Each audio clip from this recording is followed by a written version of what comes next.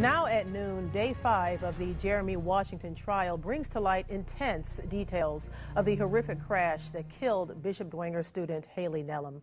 Thanks for joining us. I'm Tara Brantley. Pat has the day off. The first 4 days of this trial focused primarily on the fight and shooting that happened at the Corner Pocket Pub earlier that night in late March 2014.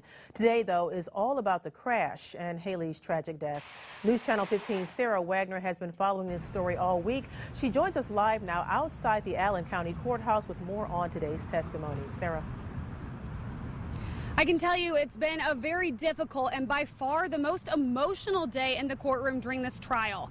For the first time, we saw and heard graphic details of the crash and Haley's horrific injuries. Understandably so, her parents and sister chose to leave the courtroom during this time. This morning started with the pathologist who performed Haley's autopsy taking the stand.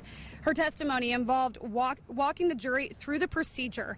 We saw nearly 20 pictures of Haley's horrific injuries. She had major trauma both outside and inside of her body, including spinal, rib, and foot fractures.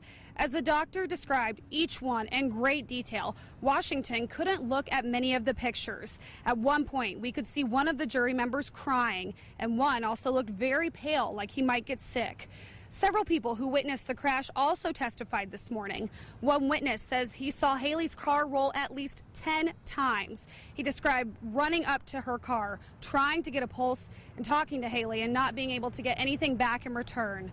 He said the crash was so bad he couldn't even figure out what kind of car Haley was driving. Another witness says the crash affected him so much he couldn't go back to work full time for 3 months after it happened. He said, quote, "When I drive by that intersection, the memories come up and I try not to think about it." Other witnesses today include some of the medics that worked on the scene. They also had to describe the crash in great detail, and it was very difficult for everyone to listen to. We're going to head right back into the courthouse and bring you more tonight at 5 and 6. Reporting live outside the Allen County Courthouse, Sara Wagner, News Channel 15.